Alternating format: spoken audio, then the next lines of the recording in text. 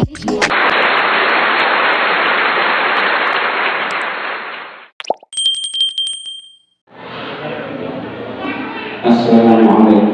warahmatullahi wabarakatuh. Alhamdulillahilladzi arsala rasulahu bil huda wa dinil haqq liyudhhirahu 'ala dini kullihi walau karihal musyrikun. Asyhadu an la ilaha illallah wahdahu la syarika lah wa asyhadu anna Muhammadan 'abduhu wa rasuluh.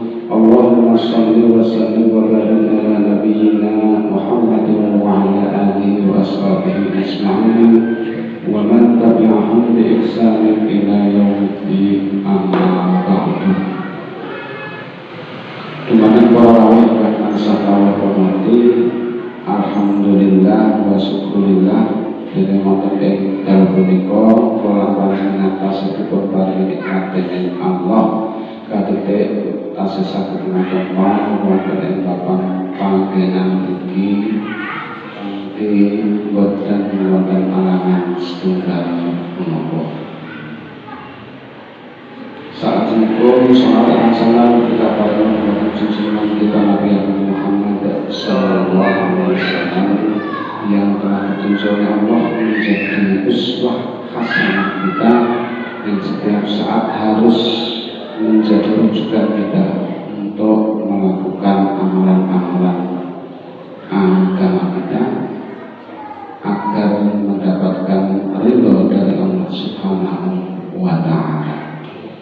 Bapak Ibu, sesuai dengan rencana kemarin kita akan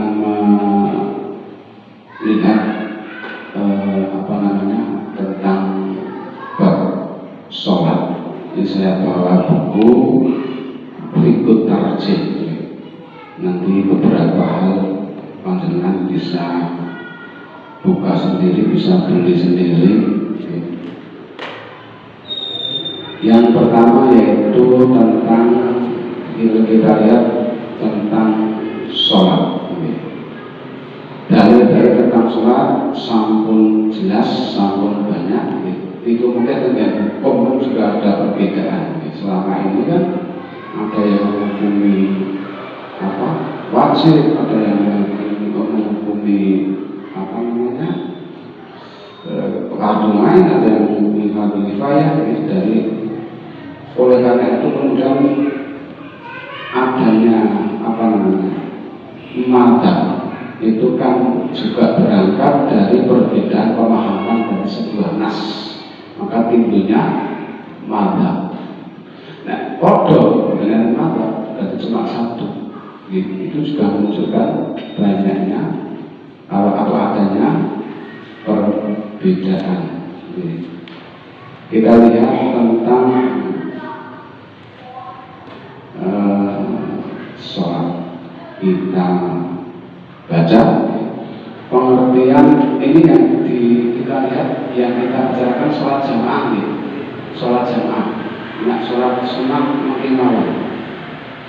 Pengertian sholat jamaah. Sholat jamaah adalah sholat yang dikerjakan secara berjamaah bersama-sama dengan berkumpul dua orang atau lebih. Berarti dua orang bisa dikatakan jamaah. Seseorang sebagai imam dan yang lain mengikutinya sebagai berarti nek sholat Jumat wong loro sah napa dene? Sing syaratnya kudu tetap loro. Lha saya kabeh sokan napa dene? Iya, dalil itu harus dilihat. Makanya ada majelis tarjih di mana dia itu fungsinya untuk mengkajikan itu bagaimana, nasnya bagaimana. Berarti yang dikatakan jamaah itu minimal dua orang. Pertanyaan saya, Jumat itu sahkah dilakukan oleh dua orang? Tidak bingung. Jawaban itu beda. Dalil-dalil sholat, dasar disyariatkan sholat jamaah antara lain Quran surat Al-Baqarah ayat 43. A'udzu billahi minasyaitonir Bismillahirrahmanirrahim.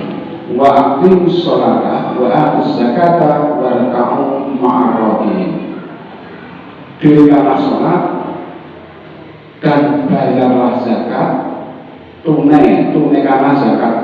Zakat itu bentuk utang, tunaikanlah zakat atau cash. Warka'u ma'ar rakiin, dan rukuklah bersama orang-orang yang rukuk. Maksudnya rukuk itu sholat. Nah, bukan rukuk kok ngopo gitu kan.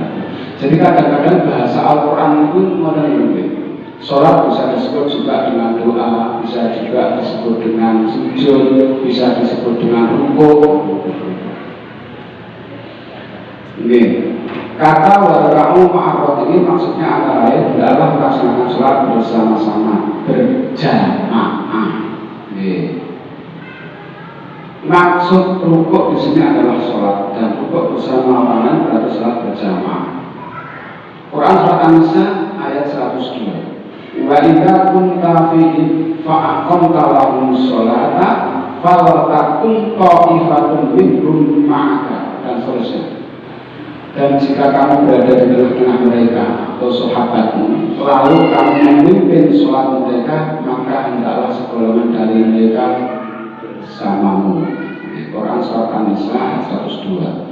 Ayat tersebut sebagai dasar disyariatkannya sholat jamaah di dalam peperangan. Quran surat An-Nisa ini 102. Niku disyariatkannya sholat jamaah di dalam peperangan. Jadi perang memungkinkan tetap bikin sholat jamaah. Lalu hadis An Abi Hurairah radhiyallahu anhu qala Rasulullah sallallahu alaihi wasallam, inna akhqara sholati 'ala munafiqina sholatul isya'i wa sholatul fajr walau ya'lamuna ma fihina la atauhuma walau habran wala qad hamamtu an amra sholati fa uqama thumma amara rajulan fa yusalliya bin nasi thumma antolikomai birijalin ma'ahum huzamun min hatobin ila qawmin la yashdaduna sholata wa harriqo alaihim buyutahum. Dari Abu Hurairah bahwa Rasulullah bersabda, sholat yang terberat bagi orang-orang munafik ialah sholat isya dan sholat fajar alias sholat subuh. Padahal apabila mereka mengerti akan keutamaan kedua sholat tersebut, niscaya mereka akan mendatanginya meskipun dengan merangkak, karena tahu besarnya pahala, besarnya keutamaan. Ning gandeng ganjaran yo ora ketok. Nah, yo gitu. Yo. Bukan. Mau aku rasanya menunggu orang-orang iqamah untuk sholat, lalu aku menunggu orang menjadi imam di Rasulullah bersama-sama sholat dengan orang banyak. Kemudian aku pergi bersama-sama dengan beberapa orang yang membawa beberapa ikat kayu bakar untuk melayani mereka yang tidak mau turut sholat, untuk membakar rumah-rumah mereka. Hadis riwayat Imam Bukhari, Muslim, Abu Dawud, Nasai, Tirmidzi dan Ibnu Majah. Dari dalil-dalil tersebut ulama berbeda pendapat. Garis bawahi.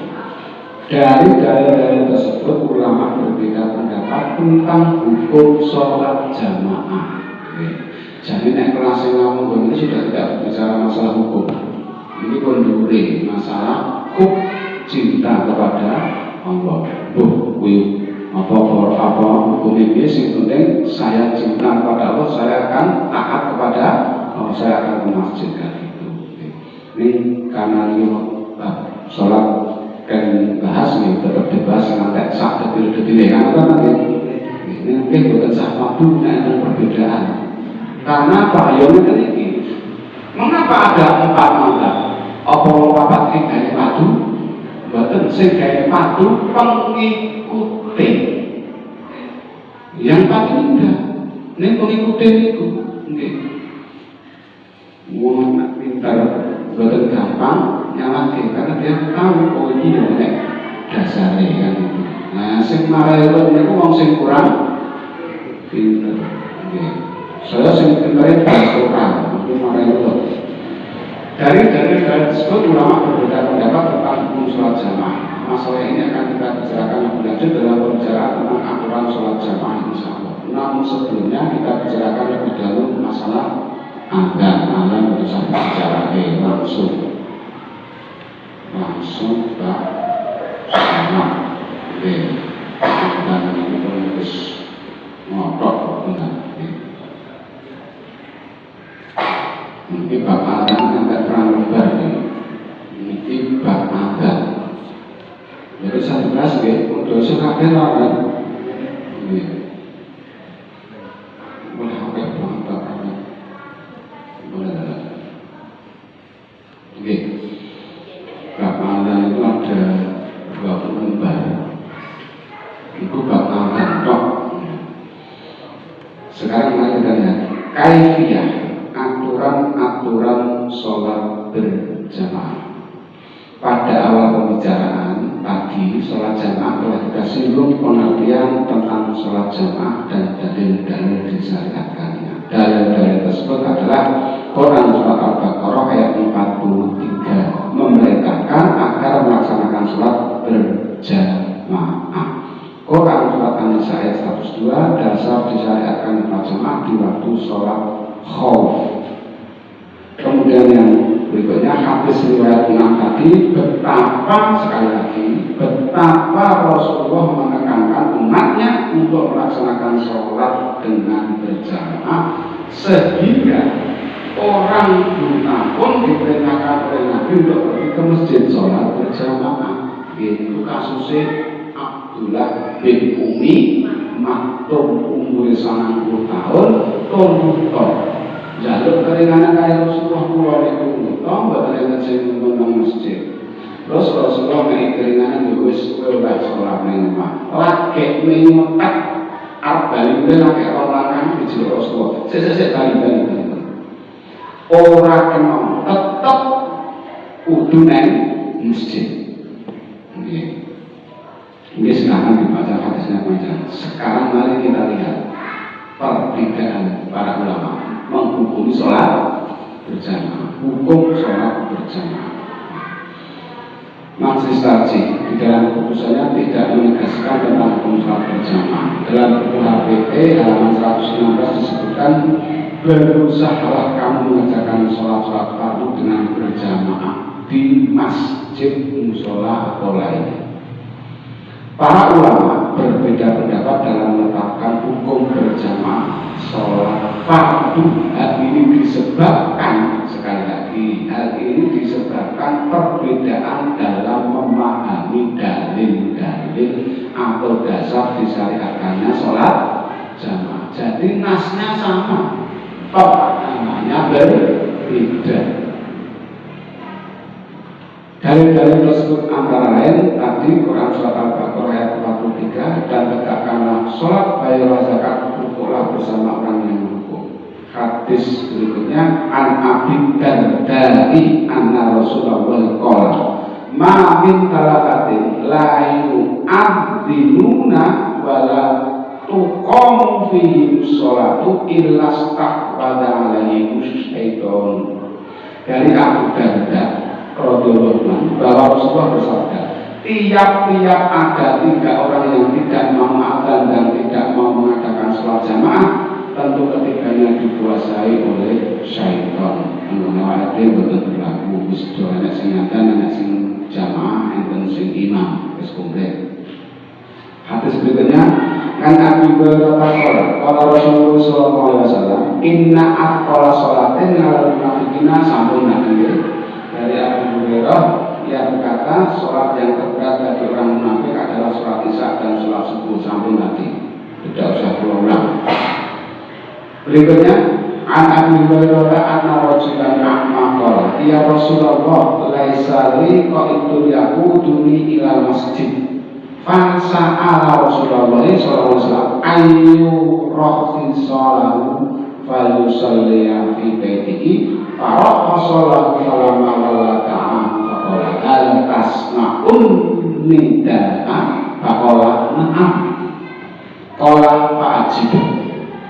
Niki sing kula kandhani wau Rasulullah seorang laki buta berkata minta keringanan karena tidak ada yang menuntun dari rumah, maka Rasulullah mengasih keringanan. Tetapi laki ajema kok ditakoni kowe krungu dan ora krungu nang masjid jamaah. Wong sing krungu kok ana ra krungu beda meneh. Berikutnya Abi Umar radhiyallahu anhu Nabi yaqala sholatul jamaati tafjulu ala sholatil fardhi bisa wa asyrina darajatan. Dari Ibnu Umar bahwa Nabi bersabda, sholat berjamaah lebih utama 27 derajat dibanding sholat sendirian. Nah, sholat sendirian asal betul? Asal betul? Berarti sholat sendirian asal betul? Iya, hadisnya semua tidak ingat loh. Iya, sholat jamaah 27 derajat. Nah, sholat sendirian 1. Berarti sholat sendirian boleh nggak? Boleh. Nah, wajib jadikan sholat bina ngomong dosa karena wajib. Ini yang menyebabkan perbedaan nanti hukumnya di sini. Oke. Lagi, kan Abu Hurairah kalau Rasulullah SAW sholatu rojulin fi jama'atin tazidu ala sholatihi fi baitihi wa sholatihi fi suqihi bisa in wa isrina darajatan.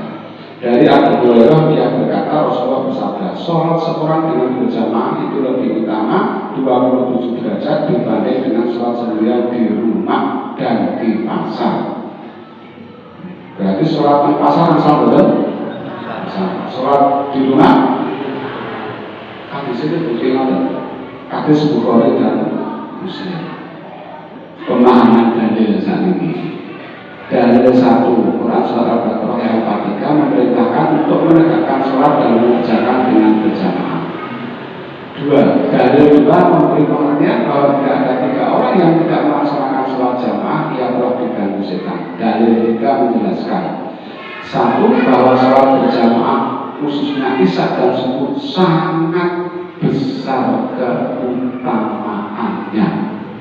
2 Nabi memberi ancaman bahwa orang-orang yang tidak mau berjamaah seolah-olah akan membakar rumah-rumah mereka. 3 pada zaman Nabi sudah ada gejala sebagian orangnya selalu enggan berjamaah dan hal ini disponsori oleh orang-orang munafik. Jadi zaman Nabi itu pun enten wong munafik sing nek salat males masa ini mungkin akan berpengaruh terhadap orang Islam yang lain nek boten ditegas. Berikutnya dalil 4 menjelaskan bahwa orang cacat atau buta juga diperintahkan menghadiri jamaah. Dalil 5 menerangkan bahwa sholat berjamaah itu lebih baik daripada sholat sendirian, dan hadis ini difahami bahwa sholat fardu boleh dikerjakan dengan cara munfarid. Munfarid itu apa? Sendirian. Dalil ke-6 menerangkan bahwa sholat jamaah itu lebih tinggi nilainya atau lebih utama daripada sholat sendirian.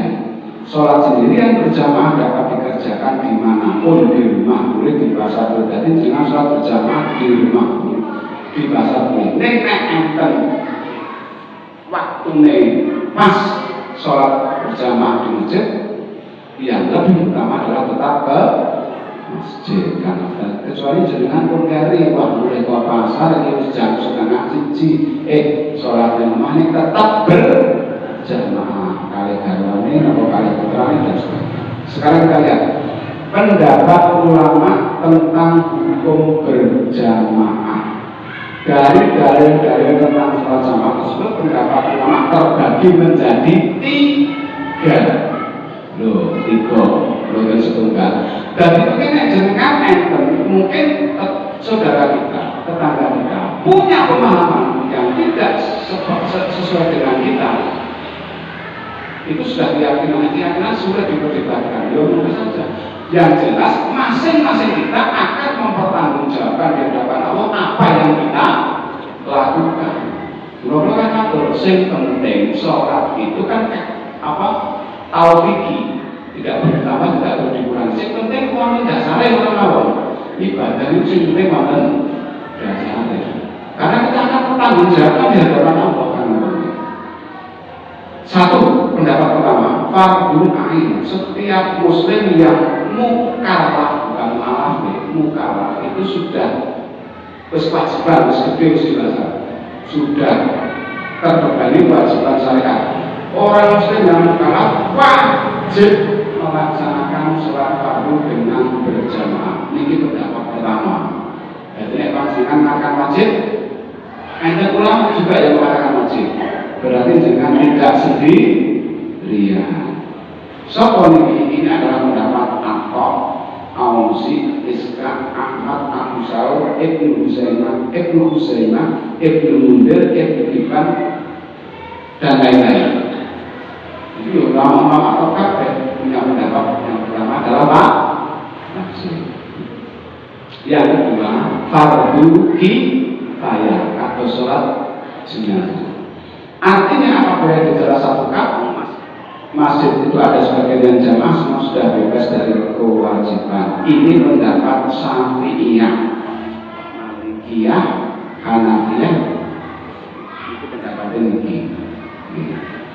Yang ketiga, sunnah mu'akkadah, yakni sangat dianjurkan melaksanakan sholat fardu dengan berjamaah. Namun tidak salah apabila dikerjakan sendirian munfarid. Ini pendapat Zaid bin Ali, Al-Mu'ayyadillah, Al-Hadi, Abu Hanifah, dan Malik. Berdasarkan dari 1, 2, 3, 4, 5, dan 6. Pun paham? Ini sakit suwe-suwe, walaupun dintani. Jadi hukumnya sudah kita ketahui. Ada berapa? Ada berapa? 3. Gitu. Jadi bukan satu rasa kenceng-kencengan.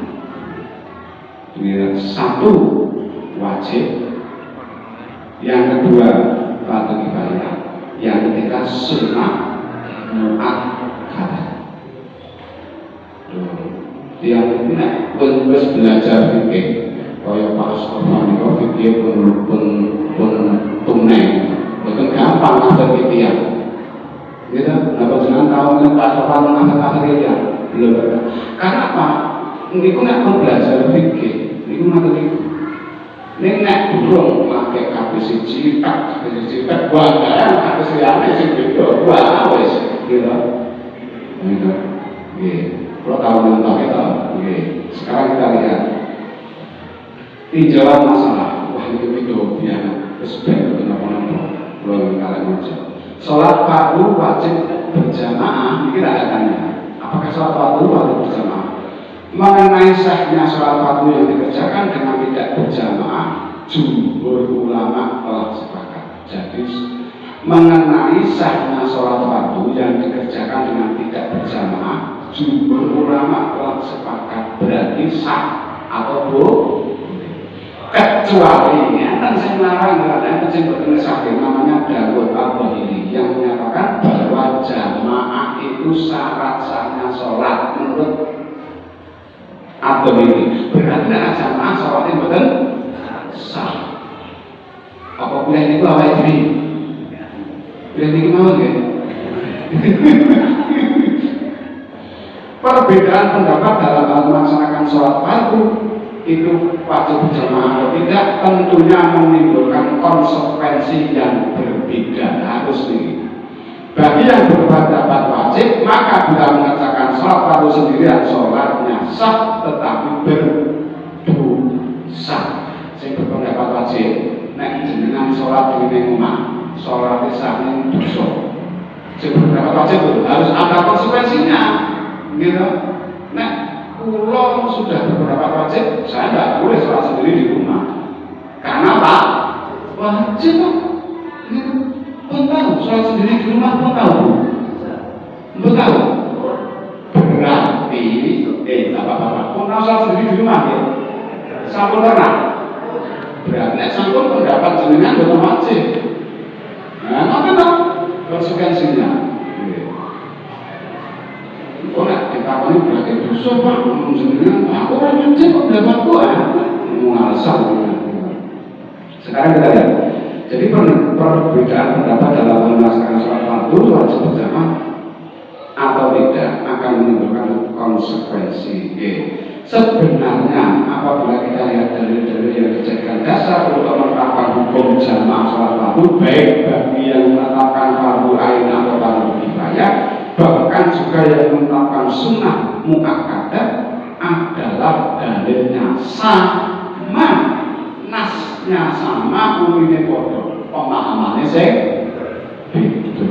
Yaitu dalil-dalil seperti disebut di muka dan lain-lain yang semisal. Perbedaan dalam natijah atau kesimpulan hukum lebih disebabkan karena penekanan perhatian masing-masing terhadap dalil.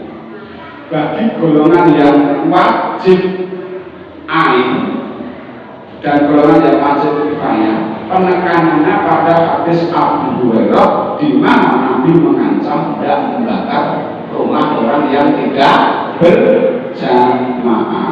Nah ini mesti dibawa mesti dibawa aja. Dan juga hadisnya Ibnu Ummi Maktum yang meskipun buta tetap disuruh sholat berjamaah di masjid. Dengan demikian, menurut pendapat 1 dan 2, hukum menghadiri sholat jamaah sholat fardu tidak lain kecuali wajib. Pendapat demikian ini perlu kita renungkan lebih lanjut, bahwa penetapan wajib jamaah untuk sholat fardu berarti apabila dikerjakan sendirian berdosa. Padahal hadis tentang keutamaan sholat jamaah memberi pengertian bahwa sholat sendirian pahalanya 1, bukan dosa, pahalanya 1. Nah, tapi pahalanya itu. Hadisnya sudah menunjukkan itu membolehkan. Yang kedua, hadis yang menceritakan bahwa Nabi tidak membakar rumah orang-orang yang tidak pergi jamaah sholat, apabila hal itu disimpulkan sebagai wajib kifayah, maka kiranya tidak tepat. Karena pada saat Nabi ingin pergi membakar rumah tersebut, sahabat sudah ada di masjid dan siap melaksanakan jamaah. Mestinya Nabi tidak perlu ancaman. Kalau hal tersebut disimpulkan sebagai wajib jamaah sholat fardu, berarti bertentangan dengan kenyataan adanya sahabat yang tidak ikut berjamaah. Jadi pernah ada dalam sebuah riwayat 1-2 sahabat yang pernah sholat sendiri di rumah. Mungkin silakan dicari hadisnya. Ini mungkin lembaga jauh banget. Jadi kita sudah tahu sekarang hukumnya. Ngoten dong, Bapak Ibu nggih. Jadi mungkin boten sah otot-ototan. Mereka dasarnya sama. Unine hadis iki dasare yo iki. Pemahamannya berbeda. Ngoten. Ngomong nek dasar iki mesti susah dawa gitu Pak. Mungkin artine mungkin belum gampang nuding ngawur ke. Kalau kita tahu di kafe-kafe, kalau yang menengah bagi kesemuanya kok sih menurut jawaban panjenengan itu mas ngawur mereka mau tak ngaki jenengan. Itu kapan itu ngaki? Saya nek pasal atau ngafir lil mukminin jenengan kok betul ngaki kok ngaki malah ngafir. Maka sekali lagi mari kita bersama-sama bersama bab dalil. Saya membacakan ini artinya untuk pengetahuan kita bersama. Oke, Bapak Ibu yang ngapunten, mungkin lain waktu ini disambung termasuk minggu pagi apa mengenai besok? Terus malam. Khusus sholat. Mungkin tetap pulau jadwal minggu pagi kita tetap sholat ini. Oke, benda kampung loh. Kampung kita sepakat itu waktu. Oke, makanya Bapak Ibu bila bisa kita